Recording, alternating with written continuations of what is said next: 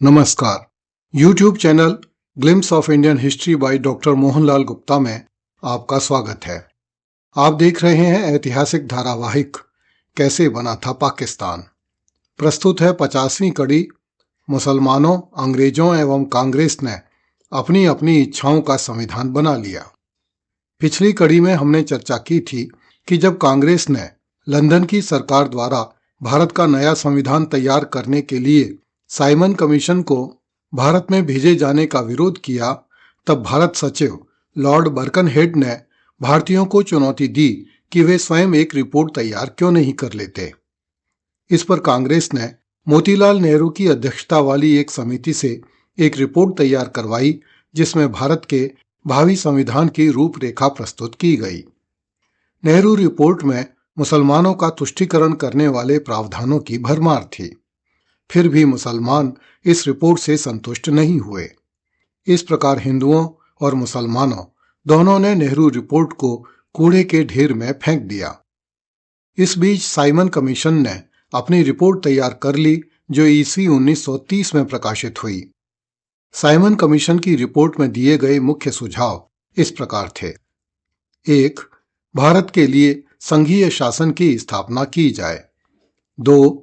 प्रांतों में दोहरा शासन समाप्त करके उत्तरदायी शासन स्थापित किया जाए। 3. उच्च न्यायालय को भारत सरकार के अधीन कर दिया जाए। 4. अल्पसंख्यकों के हितों के लिए गवर्नर और गवर्नर जनरल को विशेष शक्तियां दी जाएं। 5. सेना का भारतीयकरण हो। 6. बर्मा को भारत से पृथक किया जाए तथा सिंध और उड़ीसा को नए प्रांतों के रूप में मान्यता दी जाए। प्रत्येक 10 वर्ष के पश्चात भारत की संवैधानिक प्रगति की जांच को समाप्त कर दिया जाए तथा ऐसा लचीला संविधान बनाया जाए जो स्वतः विकसित होता रहे। साइमन कमीशन का अध्यक्ष सर जॉन साइमन सांप्रदायिक चुनाव प्रणाली का विरोधी था। उसके अनुसार यह एक घृणित प्रणाली है जो वही बीमारी पैदा करती है जिसके निदान के लिए इसका प्रयोग किया जाता है। परंतु मॉन्टेग्यू चैम्सफोर्ड आयोग की तरह ही साइमन कमीशन ने भी कांग्रेस मुस्लिम लीग समझौते के सांप्रदायिक अंशों के अनुसार मुसलमानों के लिए पृथक प्रतिनिधित्व अर्थात केंद्रीय सभा और प्रांतीय विधायिकाओं में मुसलमानों के लिए अलग सीटों के आरक्षण की व्यवस्था को स्वीकार कर लिया। साइमन कमीशन की रिपोर्ट में भारत में बनने वाले भावी संघ के निम्न सदन अर्थात लोकसभा में 250 सीटें प्रस्तावित की गईं, जिनमें से गैर मुस्लिमों को 150 अर्थात 60% और मुसलमानों को 100 अर्थात 40% सीटें देनी प्रस्तावित की गईं।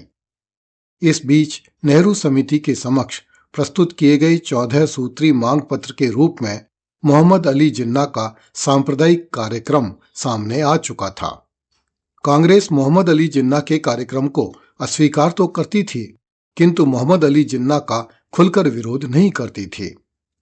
कांग्रेस के इस दोहरे रवैये को देखते हुए हिंदू महासभा के कार्यवाहक अध्यक्ष डॉक्टर शिवराम मुंजे ने एक वक्तव्य जारी करके भारत सरकार को संविधान संशोधन के विषय में कुछ सुझाव दिए। ये सुझाव इस प्रकार थे। 1.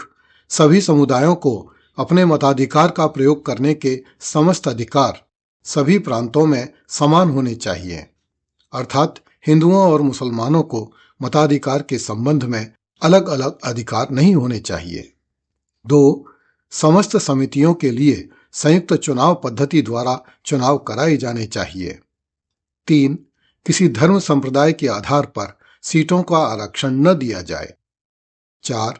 किसी भी प्रांत में सीटों का आरक्षण बहुसंख्यक समुदाय के पक्ष में नहीं हो। 5. भारत के प्रांतों का प्रतिनिधित्व यदि आवश्यक हो तो योग्यता के आधार पर किया जाए। 6. धर्म की बहुलता के आधार पर प्रांतों की रचना नहीं की जानी चाहिए, जिसके कारण भारत मुस्लिम भारत, सिख भारत, ईसाई भारत और हिंदू भारत के रूप में विभाजित हो जाए तथा राष्ट्रीयता के लिए बाधक बन जाए। 7. सरकारी नौकरियों की प्राप्ति में किसी धर्म या जाति को महत्व न देकर प्रतियोगिता को महत्व दिया जाना चाहिए। 8. केंद्र और प्रांतीय मंत्रिमंडलों में मुसलमान मंत्रियों की संख्या निर्धारित नहीं की जानी चाहिए, सम्मिलित प्रतिनिधित्व दिया जाना चाहिए। 9. केंद्र सरकार को अपनी बची हुई शक्ति प्रांतों को नहीं देनी चाहिए। केंद्र सरकार मजबूत होनी चाहिए। 10. सभी संप्रदायों को पूर्ण धार्मिक स्वतंत्रता, वैचारिक स्वतंत्रता, पूजा पद्धति की स्वतंत्रता, अभिव्यक्ति की स्वतंत्रता, शिक्षा प्राप्ति की स्वतंत्रता तथा संस्थाओं के गठन की स्वतंत्रता होनी चाहिए। इस प्रकार एक ओर अंग्रेज, दूसरी ओर कांग्रेस, तीसरी ओर मुस्लिम लीग तथा चौथी ओर हिंदू महासभा भारत के लिए अपना अपना भावी संविधान लेकर राजनीति के चौराहे पर आकर खड़े हो गए। कृपया इस चैनल को लाइक, सब्सक्राइब एवं शेयर करें। अगली कड़ी में देखिए, गोलमेज सम्मेलन में अंबेडकर और जिन्ना एक दूसरे के विरुद्ध अड़ गए। धन्यवाद। जय हिंद।